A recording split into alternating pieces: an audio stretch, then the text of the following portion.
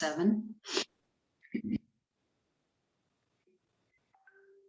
So chapter 7 was titled Jnana Vijnana Yoga,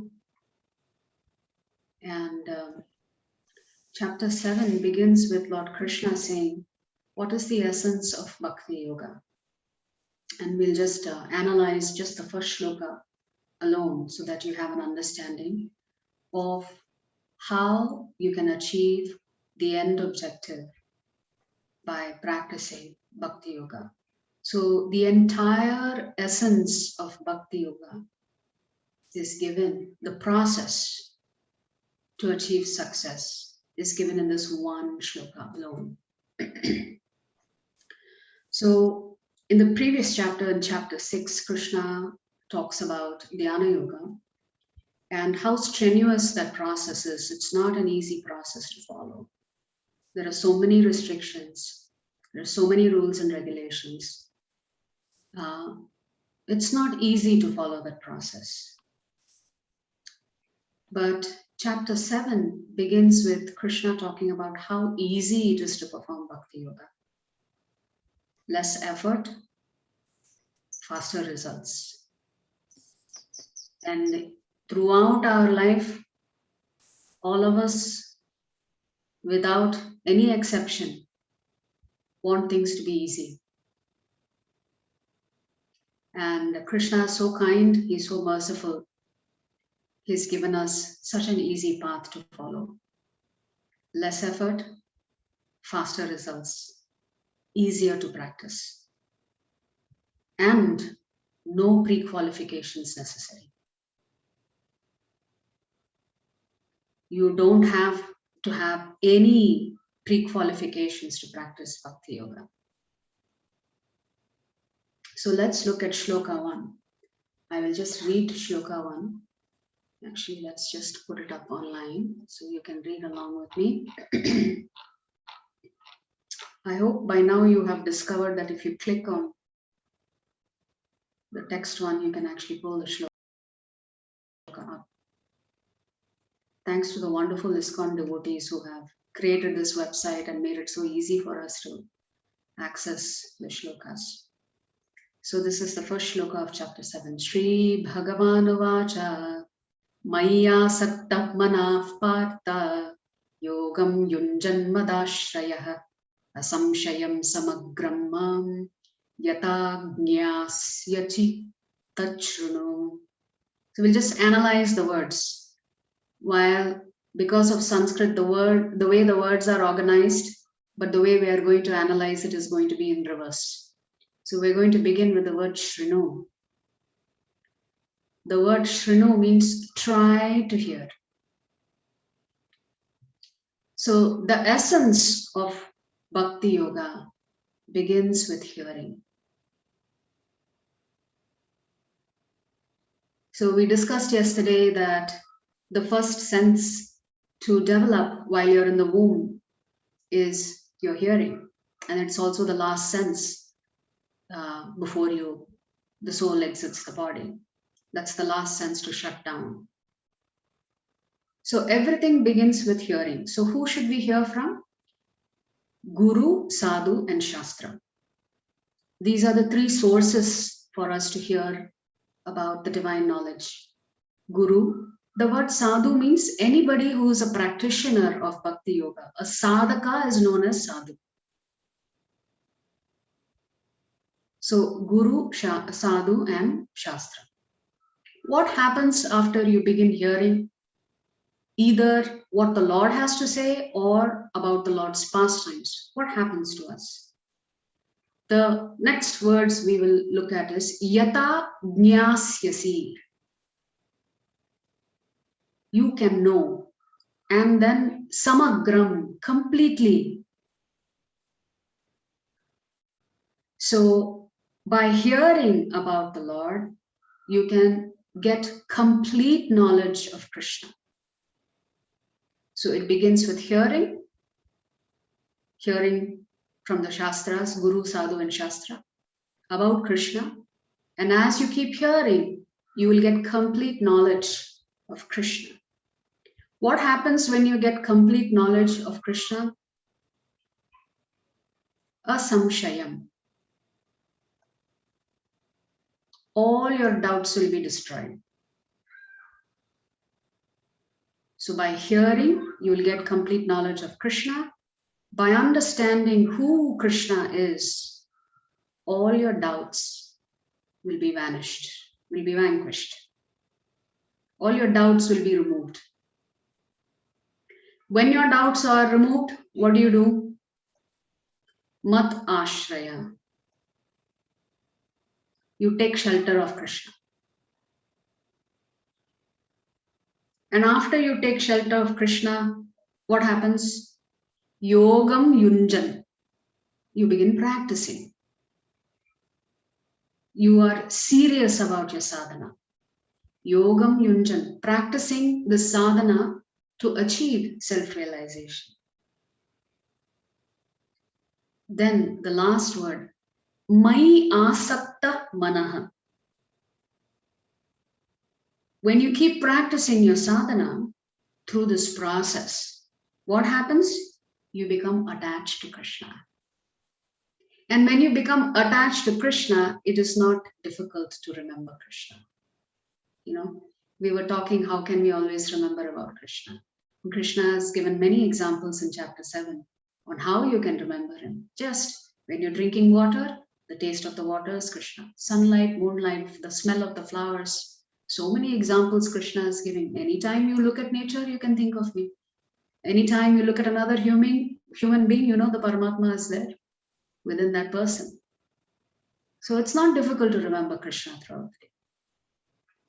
So this is the process. It begins with hearing.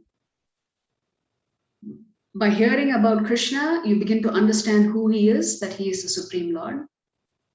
When you get this knowledge of Krishna, your doubts are removed. When your doubts are removed, you're able to surrender to him and take his shelter. And when you take shelter of him, you are able to begin your journey of practicing Krishna consciousness, practicing Bhakti Yoga, practicing ABCD. And as you are practicing it, you come to that platform of firm faith. And then, because of your attachment to Krishna, it is not difficult for you to remember Krishna all the time. So the entire essence of the process of Bhakti Yoga, culminating in you always remembering Krishna, is there in this very one shloka. Shri Bhagavan Macha, Maya Sakta Manah Partha, Yogam Yunjanmadashraya, Asamshayam Samagrammam, Yata Gyasyasi Tachrunu. So Krishna says, if you simply do this, follow this process that begins with hearing, you can become attached to me. And when you become attached to me, it's not going to be difficult for you to remember me. When your love for me grows, then you're always situated in thinking about me. While you're busy doing your other work, you know the back of your mind that I am there with you.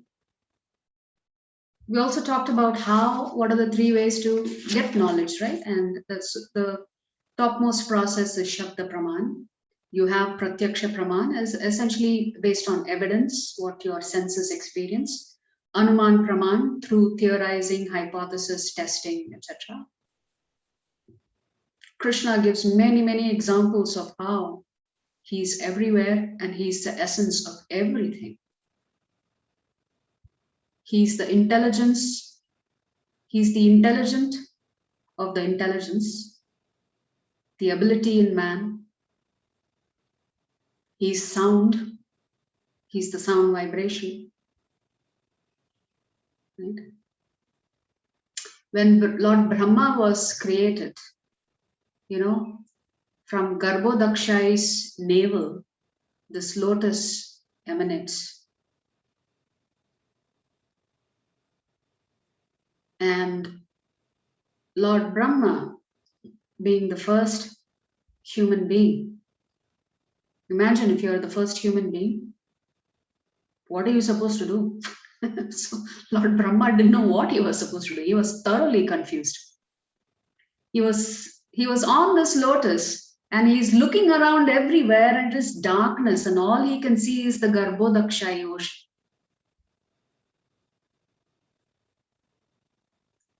He doesn't know what he's supposed to do. So at that time, Garbhodakshai Vishnu communicates to Brahma through sound. Lord Brahma hears two syllables, ta and pa. Tapa, tapa, tapa, indicating to Lord Brahma that he needs to start meditating. And after Lord Brahma meditates, actually he goes in search of the source. He goes into the lotus stem, down, down, down, and the further down he goes, the further away he is from Lord Vishnu, until he realizes there may be no end to this. So he's searching. Where did I come from? What am I supposed to do? And Lord Vishnu, through the syllables ta and pa, indicates to Brahma that he needs to start meditating. And after Lord Brahma completes his meditation, he does Visarga. Visarga meaning the secondary creation. The primary creation has already been done by Mahavishnu. Mahavishnu is also known as Karanodakshaya Vishnu. And then Brahma does. So what Mahavishnu creates is called Sarga. Original creation. Primary creator. Now Brahma's turn has come to do the secondary creation. So this is the importance of hearing sound. And then Lord Krishna talks about in shlokas 2 and 3, Krishna talks about jnana and vijnana. So we understood that jnana is knowledge and realized knowledge is vijnana or wisdom. And knowledge is incomplete without both. Krishna also tells about in these shlokas that he has two primary energies. Well, he has many energies, but he talks about two of those energies. One is inferior energy, represented by the 5 gross elements, mind, intelligence, and false ego, totaling 8. And then he also talks about his superior energy, that is actually manipulating this inferior energy. So one can ask a very legitimate question. If the Jivatmas are considered to be superior energy and Prakriti is considered inferior, why do we come under her control? One can ask that question, right? Krishna is himself saying that Prakriti is his inferior energy and Jivatmas are his superior energy who are manipulating material energy. But yet Krishna says we are under the complete control of the 3 gunas. How is it that something superior comes under the control of something inferior?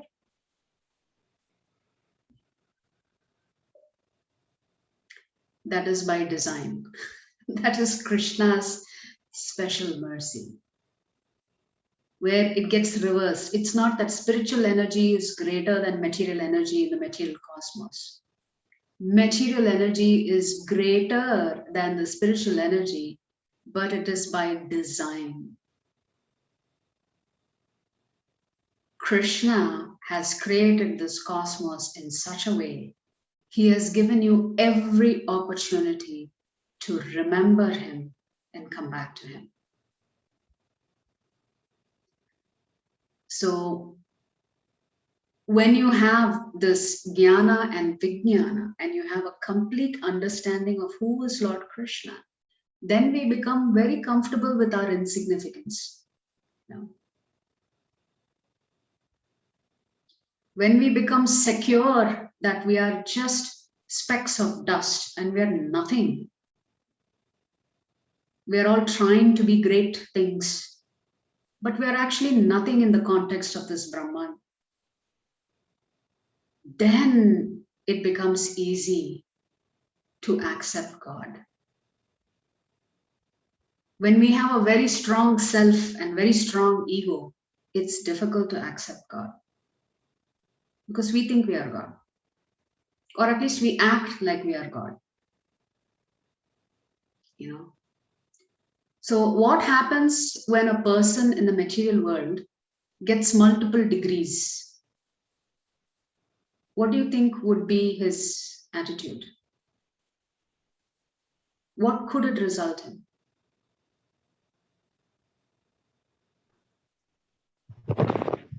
Yeah, over consciousness and pride.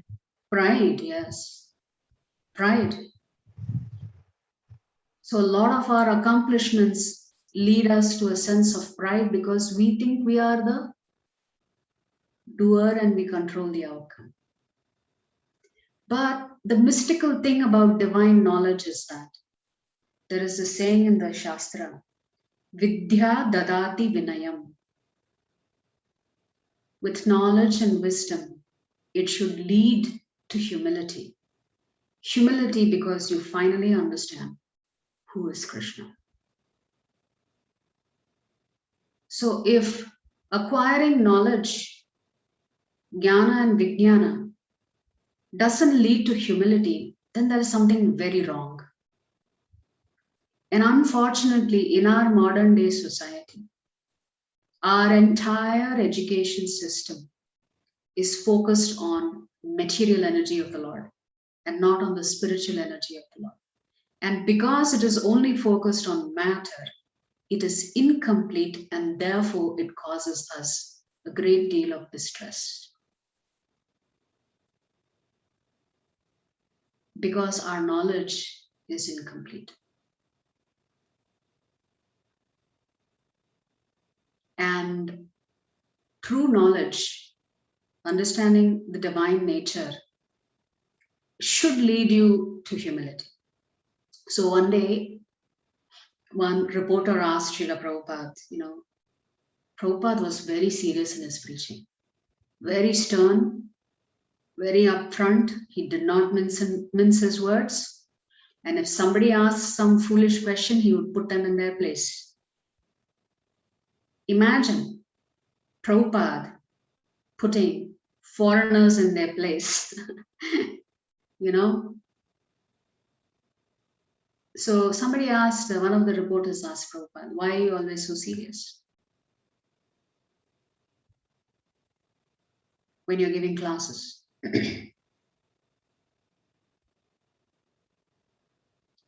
And Prabhupada said, you see, a devotee of Lord Krishna is always blissful in the service of Krishna. But when a devotee understands who their master really is,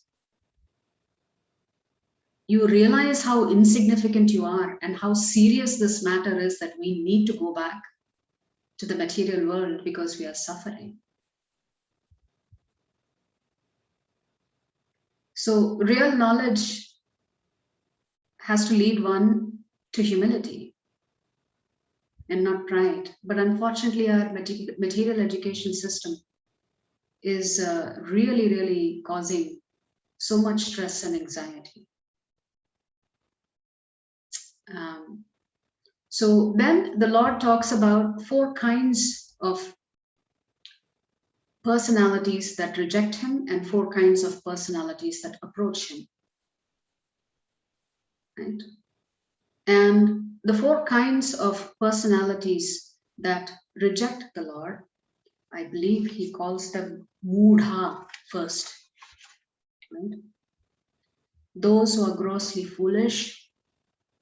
Then he says there are those who are lowest among mankind who do not surrender to him. Those whose knowledge is stolen by illusion, right? You can understand when the Lord says those whose knowledge is stolen by illusion are only focusing on matter. They either reject spirit or they don't acknowledge spirit. So these are the kind of people whose knowledge is stolen by illusion. And then Krishna says those who are hardcore atheists, they reject God. These are the 4 kinds of people who reject God.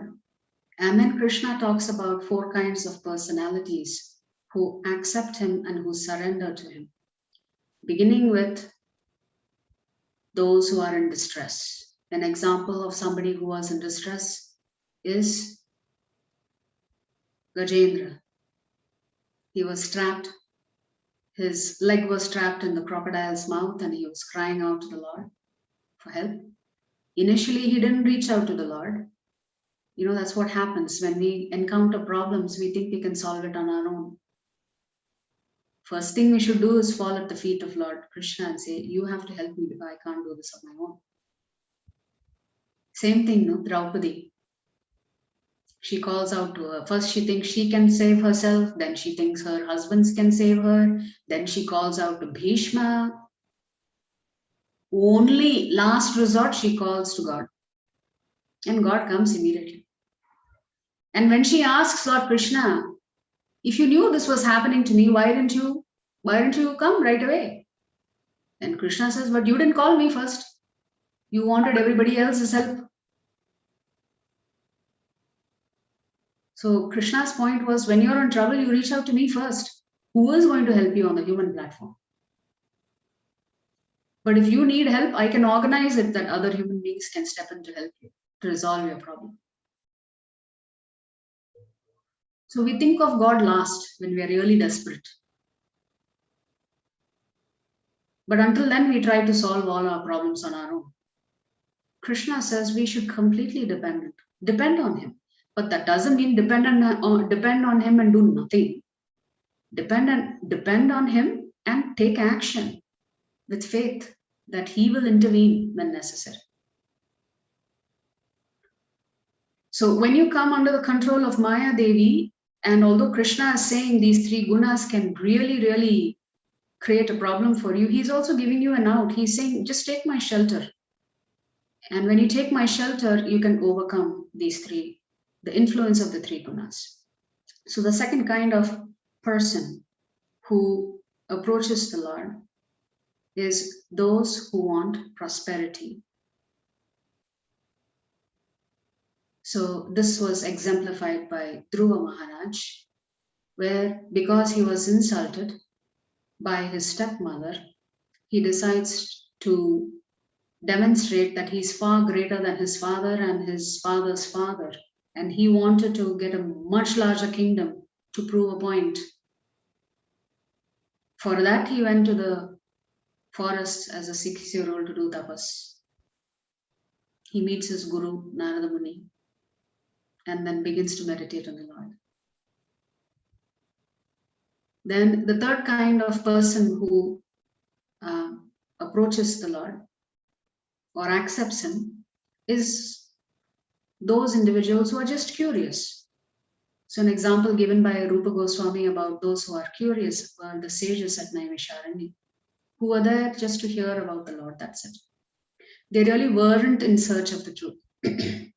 And then the last one is those who are truly looking for the knowledge, who are beginning to ask questions. Who am I? Why am I suffering? Who's the Supreme Lord? What is my duty and responsibility? So of these 4, Krishna says the last one, the one who is seeking the truth, is the highest. And then Krishna also says his devotee is higher than all these 4. The person who simply surrenders to him. Then Krishna talks about demigod worship. One thing to remember is we have a soul, the demigods have a soul. Paramatma is residing within us. Paramatma is residing within every single demigod.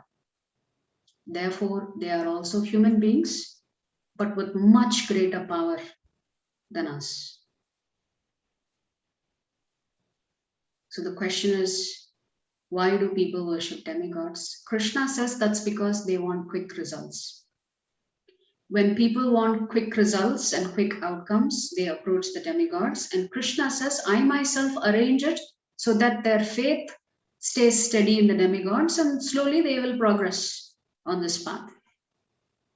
Even though they are following the Karmakanda portion of the Vedas, yet I make it so that their faith in the demigods increases. So Krishna says, those whose intelligence is stolen by material desires are the ones who worship demigods. But we also discussed examples of Vallabhacharya, Chandidas, Keshav Kashmiri. They were all great devotees of one or the other demigod, but they did not have material desires. But later on, through the arrangement of the Lord, they all become Vaishnavas. They all become devotees of Lord Krishna. So we discussed that demigods will give you whatever you want. They don't discriminate whether that is the right thing for you or not. Brahma didn't worry one bit when Hiranyakashipu said, I want this, I want this, I want this, I want this. So many limitations and criteria. Brahma said, okay, fine. Hiranyakashipu asked him for immortality, and Brahma said, how can I give you immortality? I myself am not immortal. I can't give you something that I don't have. But everything else, tatastu. And oh, what happened? Narsimhadev comes and just vanquishes Hiranyakashipu. So this is the challenge with worshipping demigods for material desires. They will give it to you. But you can't call customer service and ask for help when something goes wrong. You're on your own because you asked for a material desire. It's like going to various shops and purchasing something. There is no warranty guarantee there. No warranty, no guarantee offered by the demigods to you. You're on your own. Whatever you asked for, you get, and you deal with the consequences. Some of them may backfire on you spectacularly. But when you worship Krishna, even if you ask Krishna for material desires, he will give you what is best for you. He is always calculating, how can I bring this person closer to me? So whatever can cause you to come closer to Krishna is what he is going to give you. Which means he may not give you everything that you asked for. But Krishna is very clever. He knows how to attract souls back to him, so that you'll forget your material desires eventually and you'll give it up. You'll no longer be attracted. You will notice when you practice Krishna consciousness, a lot of things that you were attracted to suddenly just withers away. You don't know where they went. So slowly, as you keep practicing Krishna consciousness, your material desires will dwindle. It doesn't mean that you will not continue to live in this world. You have to. We have to understand Prakriti and how she works. It will be foolish for us to say we'll only focus on the spiritual platform. Remember, we already said both knowledge of matter and spirit is complete knowledge. So we cannot willfully ignore knowledge on the material platform. We need to know it because we are living here. So by knowing it, we also know what to avoid, what kind of traps we can avoid and should avoid. So this is the worship of the demigods. Now, the last two shlokas in chapter 7 sets the stage for chapter 8. I will just read the shlokas. Actually, why don't we do that here itself?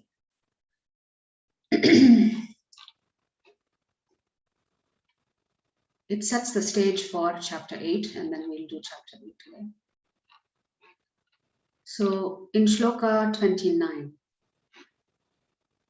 Krishna says, intelligent persons who are endeavoring for liberation from old age and death take refuge in me in devotional service.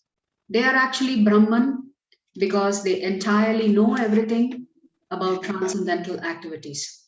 Here, Krishna is introducing a new category. He's already talked about the 4 kinds of people who surrender to him. This is a new category of a devotee. They are called Yoga Mishra Bhaktas.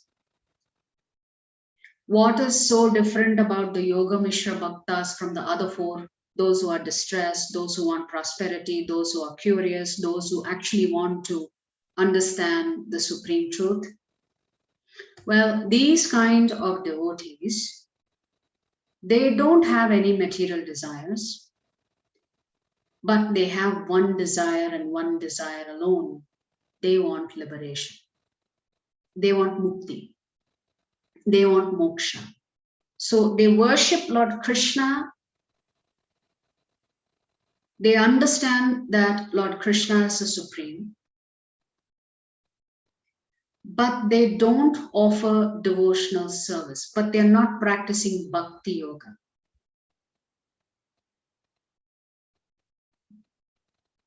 They're not engaging in active service to the Lord. Their sole focus is liberation.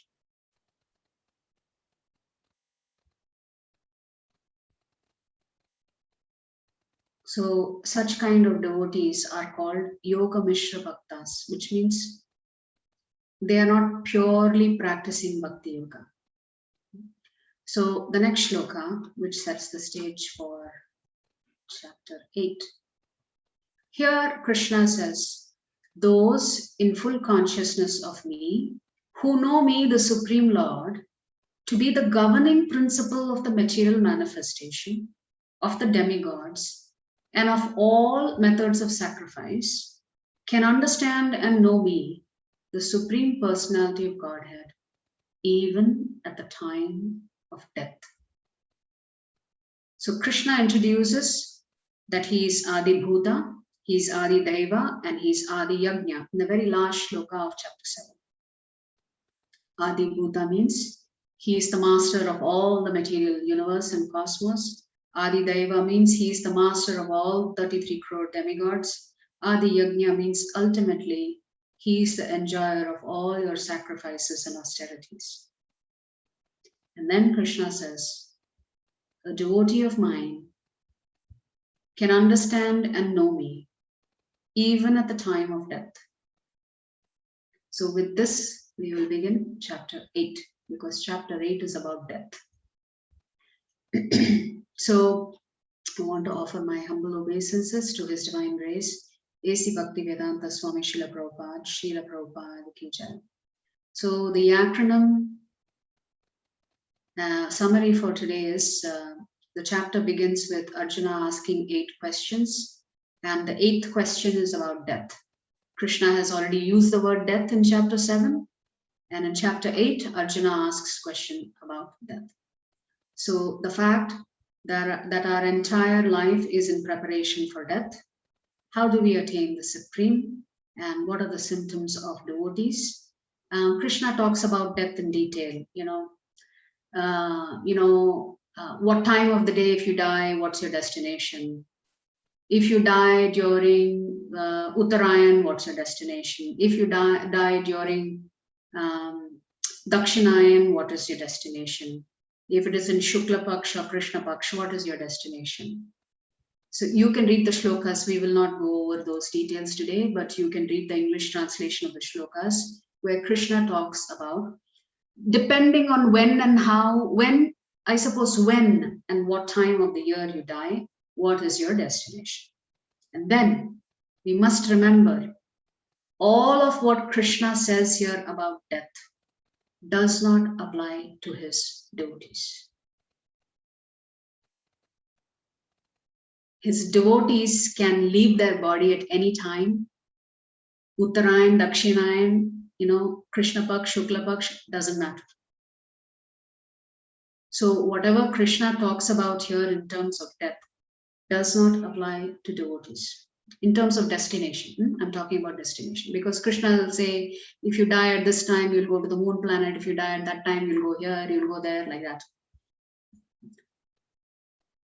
Those do not apply to devotees. So an acronym for today is DEAD. Beginning with doubts, what's your final exam? How can you attain the Supreme Lord at the time of death? And concluding verses by Krishna is again about devotion. So we talked that yesterday's single word summary was what? What was the single word summary? Head.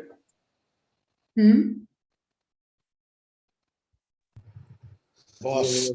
Boss. Jnana Vijnana. Jnana Vijnana, yes. But single word summary was boss. Who's the boss? The head. Who's the boss? Krishna. Supreme Lord.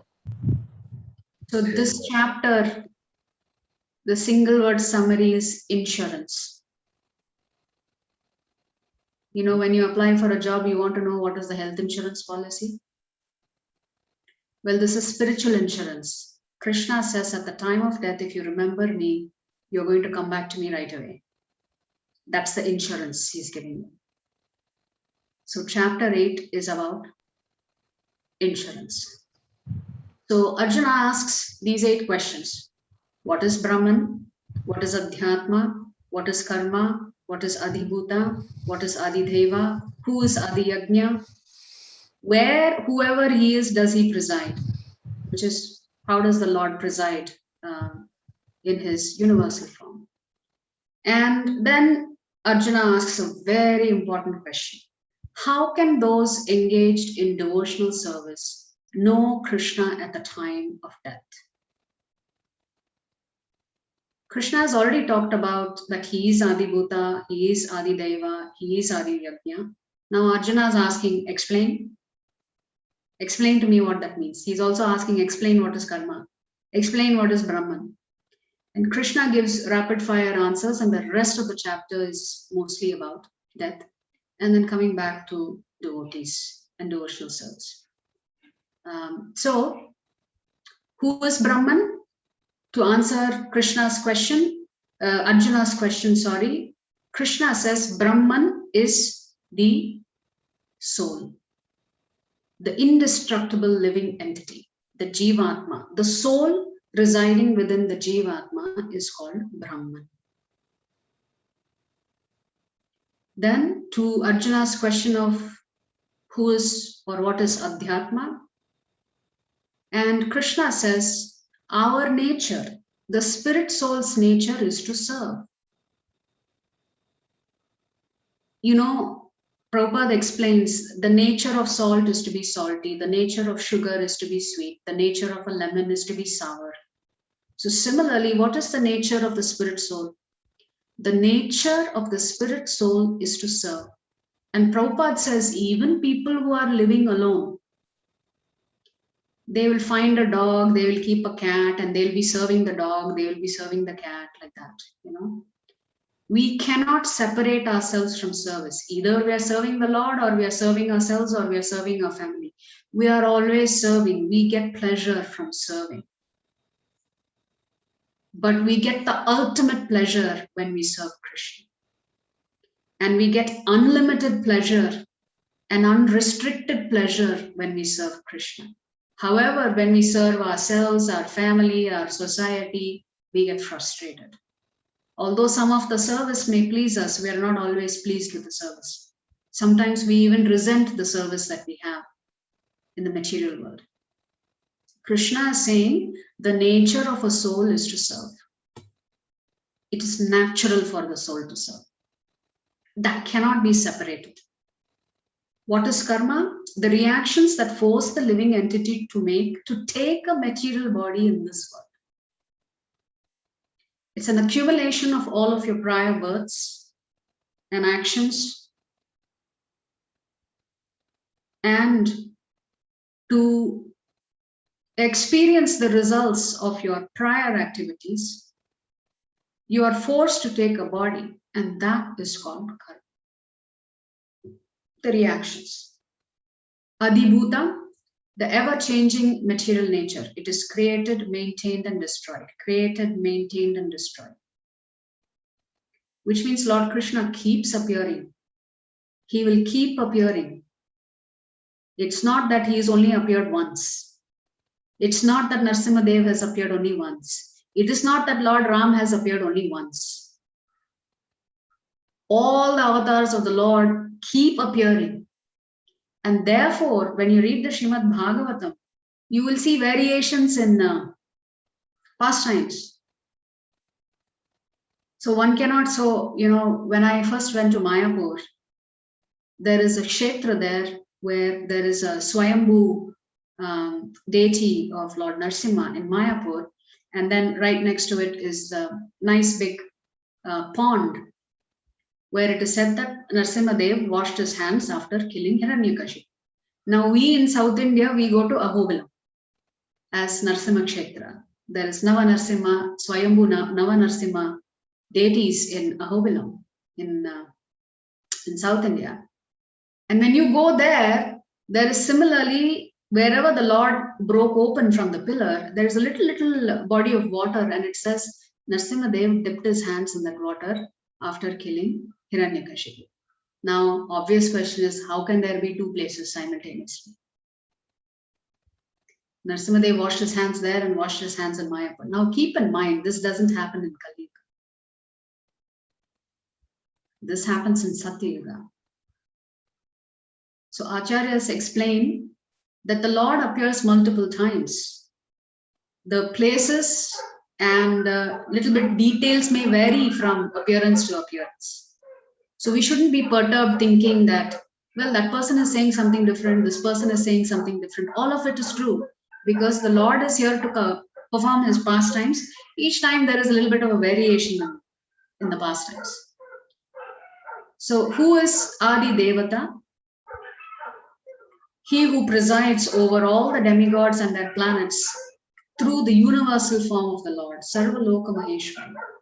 So Krishna is saying he is the presiding deity of all of the devatas, of all of the material cosmos. And then Adi Yajna. Krishna as the super soul, he accepts all of your sacrifices and austerities. Bhoktaram Yajna Tapasam. And then Arjuna asks, who is this he? This he is the super soul, who is situated within everyone's heart, including the 33 crore Devata's hearts. So for Arjuna's final question, how, if I am practicing devotional service, how can I come back to you when I die? How can I guarantee that I go back to the spiritual world at the end of this life?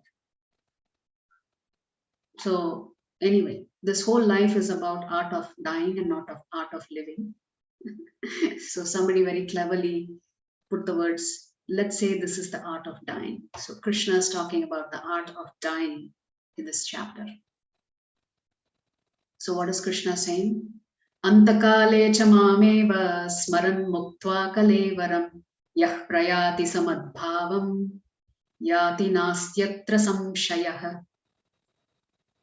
Krishna says, and whoever at the end of his life quits his body, remembering me alone, at once attains my nature. And as if to reiterate what he's already said, of this there is no doubt. My dear devotees, this is your insurance policy. If you can remember Krishna at the time that you're leaving this body, and you can remember him and him alone, Krishna says, you will come back to me at once. Not you go to some holding cell somewhere, you wait your turn, you go to heavenly planets, you come back, etc., etc., etc. Krishna is giving you a guarantee here. If only you can think about him at the time of death. This is that helicopter analogy, I think. Somebody mentioned helicopter, right? To get to the top of the building. All you have to do is think about Krishna. He comes and plucks you and puts you back in the spiritual world. And as if to remove any doubts that you may have, he himself is saying, of this there is no doubt. So now the question is, how can we remember Krishna at the time of death? Is it possible? Is it realistic? So life Our entire life is a preparation for death. Death is our final exam. The problem is there's no prior announcement about your schedule. And because it's a surprise test, you have to always be prepared. It comes unannounced, and if you're not prepared, you've lost an opportunity to go back to Krishna. So then the question is, how do we prepare to remember Krishna at the time of death? We have to start now. A lot of people, when we invite them to come and attend the Bhagavad Gita classes, they will give various reasons. I'm too young. Now's not the time for this. I'm too busy. I've got children to take care of. I'm traveling all the time. I'm stressed out now. I don't have time for spirituality. A lot of us will give excuses as to why we cannot attend, why we cannot chant. Krishna is saying, death is your final exam. If you're not preparing from the time that you're a child, there is very, very, very, very, very little chance of you remembering Krishna at the time of death. So when do we start preparing? Now. It's urgent. How do you start preparing? Abhyasa. Krishna again talks about abhyasa, practicing to remember Krishna all the time.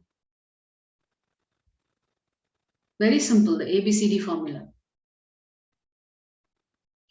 Association with other devotees, reading books every day, chanting the names of the Lord, doing deity worship and changing your diet.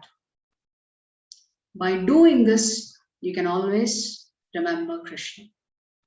So this is the fatherhood of all statements. Always remember Krishna, never forget Krishna. Solely that is the instruction of Krishna. If you are always remembering Krishna and never forget Krishna, then Krishna says, that's my insurance policy. Krishna again talks briefly about Ashtanga Yoga. How the yogi who is meditating through the Brahmarandra, which is supposed to be a little aperture or opening here, they can exit, their soul can exit from the top of their head. And as long as they are thinking about Krishna, they go back to the spiritual world. If as they are exiting, they are not thinking about Krishna, well, that is going to be of no use because they'll have to take birth again. And then Krishna talks about Bhakti Yoga again. And in this chapter, Krishna introduces the topic of the spiritual world. He says the material world is like this. It gets created, it gets maintained, it gets destroyed. And then he says, but then there is another world that is eternal, that has never been manifested. It has always existed. And over there, there is always bliss. There is no anxiety. There is no fear. Everybody is happy just serving Krishna or Narayana.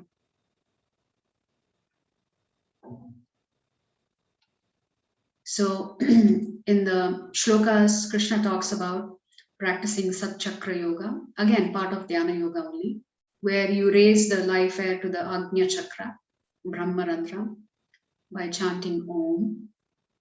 But Krishna again reiterates that such a person who's doing this must give up all sense gratification, must be completely celibate, fix his mind on his self and the super self. And through this process, he can exit the body. As long as he's remembering Krishna, he will go back to Krishna. And then Krishna talks about Bhakti Yoga. We come back to chanting, reading, seva to the Lord. These are all very easy things to do. Anyone from any walk of life can perform Bhakti Yoga. No pre-qualifications necessary. No pre-qualifications necessary. There's not even any rules for you to chant. You can get up in the morning without taking a bath, you can use your beads and chant. But if you have to worship the deity, there are strict rules. But with chanting, there are no rules. Even in the bathroom, you can chant. Don't take the beads into the bathroom, but your mouth and lips teeth can move, chanting the names of Lord Hari. You see how merciful Krishna is. You know, if you've got Shaligram Shilas at home, you know how strictly we are supposed to follow processes to worship the Shaligram Shila. You cannot take the Bhagavad Gita into the bathroom. You cannot take the Bhagavatam into the bathroom. You cannot take your deities into the bathroom. But you can chant the holy names of the Lord, even in the bathroom. Why? You don't know when you're going to leave your body. You would rather that the names of the Lord be on your lips all the time so that you can take advantage of that insurance policy that Krishna is offering each one of us. If you think about me, and if you remember me, and solely me at the time of death, you will come back to me. So we don't have to practice any other austerity, no other sacrifices. Simply follow the instructions of the acharyas, and from whichever position one is in, one can chant, read, associate with devotees, perform some service to the Lord. Chanting is direct seva of the Lord. Reading the Bhagavad Gita is direct seva of the Lord. Are, how is it possible if I'm reading the Bhagavad Gita, how can anybody say I'm performing seva? Yes, you are. You're engaging in austerity. You're doing tapa by reading the Bhagavad Gita. All of this is seva to the Lord. By doing this, one can prayerfully hope that at the time of death, we will be able to remember the Lord. Remember, we said hearing is the last sense to shut down. In our culture, if we know that somebody is ready to pass away from their physical body, we are always advised to chant the names of Lord Hari, so that the person who is in a very distressful situation as they are exiting their body, at least by hearing the name of the Lord, maybe their consciousness begins to think about the Lord, and then they can go back to Vaikuntha. That is how important Harinam is in our culture. If we know somebody is about to leave their body, we should chant the Hare Krishna Mahamantra loudly, so that as they are exiting the body, they can hear the names of the Lord, and maybe perhaps, instead of worrying about their family, instead of worrying about their pets, instead of worrying about the EMIs that they could not pay, instead of worrying about all the debts they've left behind, they can think about the Lord and go back to the Lord. So Krishna talks about the differences, the benefits of practicing Bhakti Yoga. A, it brings you peace of mind. 2, it cannot be checked. Cannot be checked means once you start down this path, you cannot help yourself but propel yourself further and further down the road. It can be performed by anyone. Bhakti liberates us, and Bhakti purchases Krishna. Krishna has already said that the human form is very rare, and his devotees are even more rare. Krishna doesn't give bhakti easily. But if he gives it to you, please accept it as the most precious gift, because Krishna can come under your control through your love.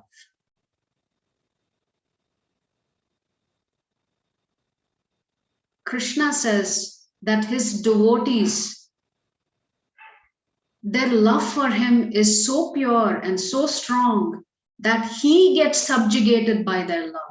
Mother Yashoda subjugated Krishna by her love. The gopis and gopas and Vrindavan subjugated Krishna by their love. Krishna is willing to be your servant if you become his pure devotee. He helplessly surrenders to you out of your love. He feels indebted to you because you love him.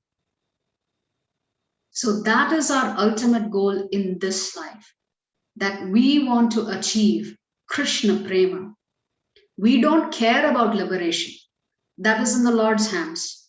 But in this life, we want to learn to love Krishna. Because that itself is a joyous process for us.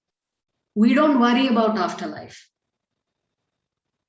There is one more guarantee Krishna gives later on in an upcoming chapter. He says, for those devotees, whatever they have, I preserve for them. Whatever they lack, I give it to them. So let's say at the time of death, for whatever reason, you're not able to remember Krishna, but up until then, you've been practicing Bhakti Yoga very nicely, very faithfully, with love. Krishna will make it so that you can remember him at the time of death. He will personally intervene. So this is a sublime process of practicing Bhakti Yoga, where you're always feeling at peace.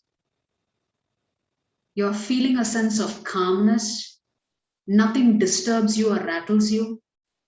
You're able to handle people well. You're able to be compassionate without being taken advantage of. These are all the perks and benefits of practicing Bhakti Yoga. So of course, a karmi who is interested in material desires, their only goal is, I want, I want, I want. A jnani wants to merge with the Lord and become one with God. For him, he is only looking at moksha, moksha, moksha. I want liberation. Because he cannot handle the tests and travails of human life. He only wants liberation. So he doesn't have to encounter all these problems anymore. A yogi generally wants mystic siddhis. He wants to acquire power. Whereas a pure devotee does not even seek liberation. We are not interested in mukti. We are not interested in moksha because that is in the Lord's hand. If he gives it to us, we'll accept it. But while we are here, our only objective is we want to please Krishna.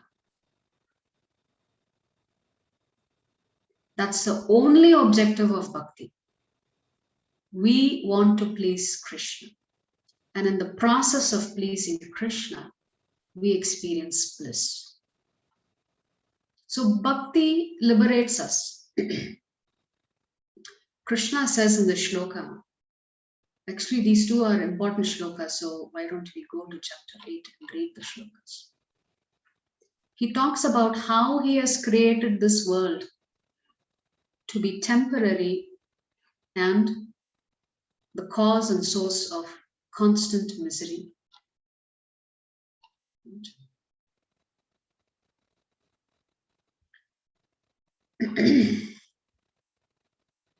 Mamupetya punarjanma dukkhalayam ashashvatam napnuvanti mahatmanaha samsiddhim paramam gataha. Krishna saying, after attaining me, the great souls who are yogis in devotion never return to this temporary world, which is full of miseries because they have attained the highest perfection. These are the key words, dukkhalayam ashashvatam. Krishna says, I have created this material universe in such a way that it is going to give you just unending miseries. Ashashvatam, but it is temporary. Krishna himself is saying he's created this planet, these Brahmandas, as places of miseries. It reminds me of Kunti Devi's prayers, you know. This is what a pure devotee prays for. You and me will never ever dare to make such kind of a prayer. When Kunti has to finally separate from Lord Krishna and Krishna says, I have to now take your leave after the battle. He stayed with the Pandavas for some months, but eventually he has to leave. And when he leaves, Kunti Devi cries. She says, whatever happens, Krishna, please send difficulties my way all the time, every time. Because if you don't send difficulties my way, I will forget you. Especially now that we are ruling over this kshetra now as a result of winning the battle, I can easily forget you. I know I will forget you. You please keep putting me in difficulty so that I will never forget you. You and I will never make this prayer. We'll be too afraid to invite more difficulties into our life. So such is the mood of a pure devotee, you see. How exalted are their prayers. Kunti Devi is asking the Lord, keep me in difficulty. Only then I am guaranteed of remembering. Otherwise, I will forget you. When a little bit of enjoyment, if I have, I will forget you, Krishna. So please do me a favor. Keep sending me difficulties, because at least then I will remember you.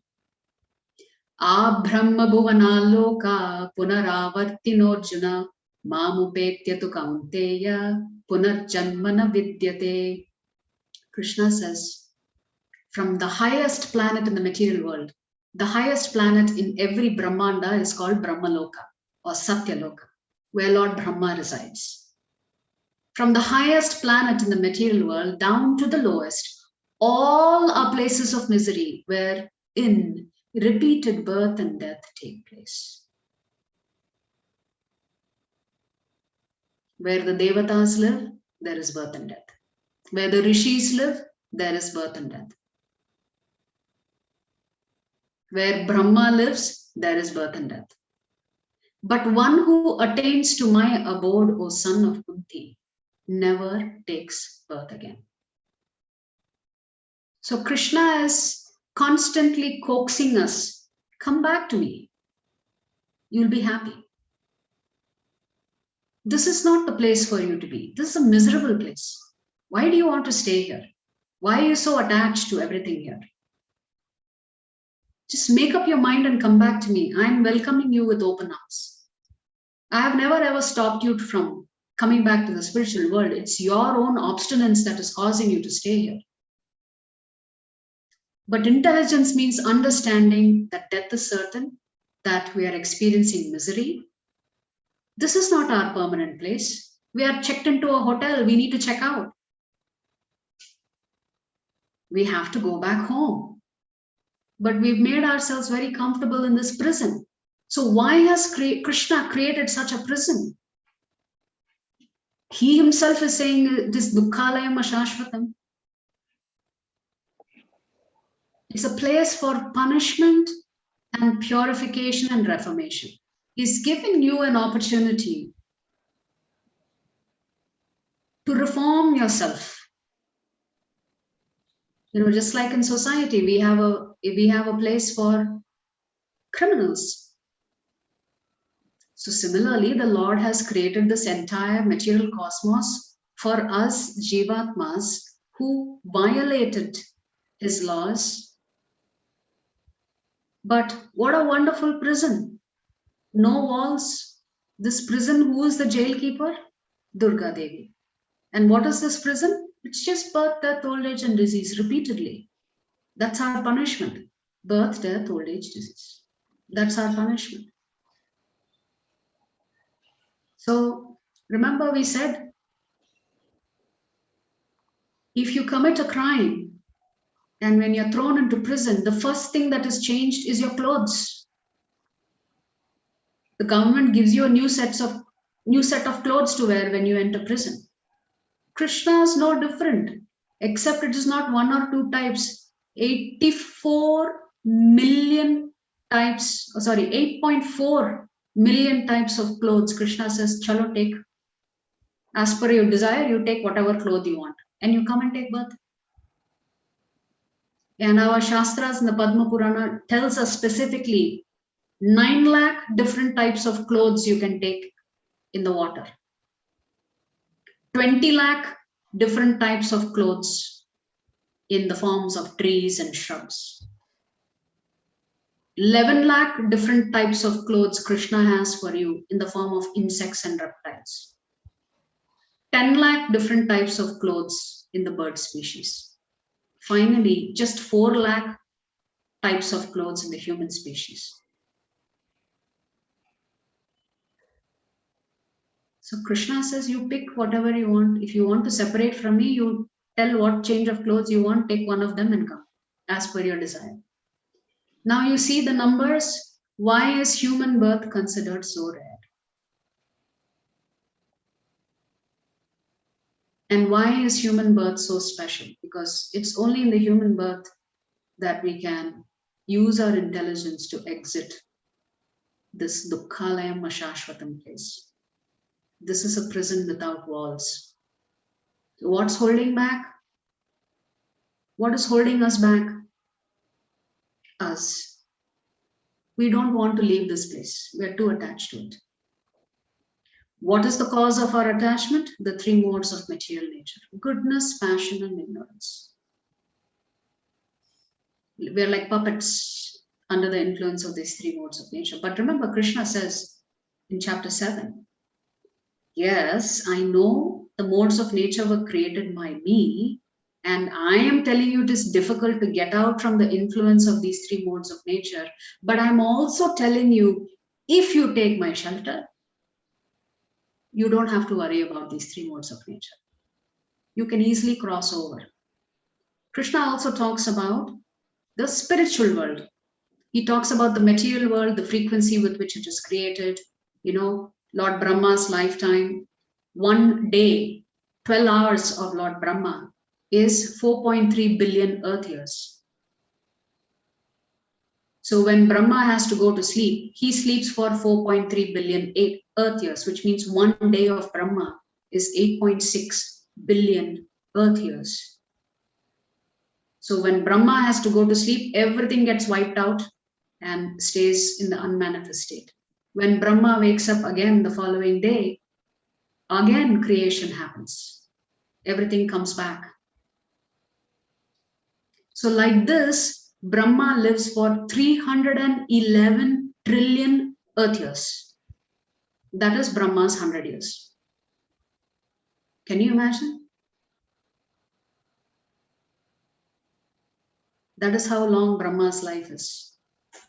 And how many times we've taken birth, you and me. So Krishna then compares and gives us a glimpse of what is in the spiritual world. He says it's eternal, it is infallible, you will experience unlimited bliss there. All your desires will be fulfilled. The ISKCON desire tree has nothing to do with desires on a material platform. The nomenclature, the desire tree, comes with the kalpa vriksha that is there in the spiritual world, where all of your desires are fulfilled, but in connection with Krishna. Unlimited bliss. It fulfills all desires. It's always attractive. It has never been manifested, which means it always existed. It is the supreme ultimate destination for us. And once you go there, you will not have to return. So this is Krishna's guarantee. Then to conclude the chapter, so now how can we attain the supreme? Then Krishna talks about the various times of the day, the time of the year that you leave your body, etc. So the yogis can pick and choose what time they want to leave the body. Bhishma Dev waited till the sun was in the Uttarayan, started in the Uttarayan direction. So he had a benediction where he could choose the time of his death. That's the benediction that he had. And he waits. But all those rules do not apply to the bhaktas. None of the rules apply to the bhaktas, the devotees of the Lord. Krishna says devotional service encompasses everything, everything. So this is the chapter. The title of this chapter is Akshara Brahma Yoga, which means attaining the Supreme Lord. So we need to remember this entire life we've been given as a gift so that we can go back to Krishna. But to go back to Krishna, we need to prepare ourselves. You know. So when we chant the names of the Lord, Hare Krishna, Krishna Krishna, Hare Hare, Hare Rama, Rama Rama, Hare Hare. Prabhupada says you are holding the boarding pass in your hand. You just are waiting for the flight to depart. But you have a choice. Do you want to board that flight or not? So all of us are holding this boarding pass in our hand. It will be foolish for us not to get into that flight that's going to take us back to Krishna. The boarding pass for you is your chanting, your listening, you're associating with the devotees, you're offering some seva in the temple. That is your boarding pass. When the time is right, the aircraft will depart to Vaikuntha. You just need to step in. So this is the simple process for us to get back to Krishna. So our goal of a devotee, actually Prabhupada says, he instituted ISKCON for those who are interested in going back to their original home. Because one of his disciples asked him, there are a lot of people who come and attend classes, but they're not consistent. They may give it up because a lot of other things come in the way. And Prabhupada says that's okay, at least they've started on their journey. The choice is theirs whether they want to go back to Krishna in this life or they want to wait for multiple lives before they do it. And then Prabhupada says, but I have set up this process for those who want to go back to Krishna in this life. And he says, if you follow my instructions, Prabhupada says, I will personally take you back to Krishna. That is the power of an Acharya's promise. That this entire ISKCON movement was created for the sole purposes of helping the souls go back to Krishna in this life and not to wait any longer. And not to take the risk of thinking it may happen in a future life. I want to enjoy for some more time. What's wrong? So we will stop here. If there are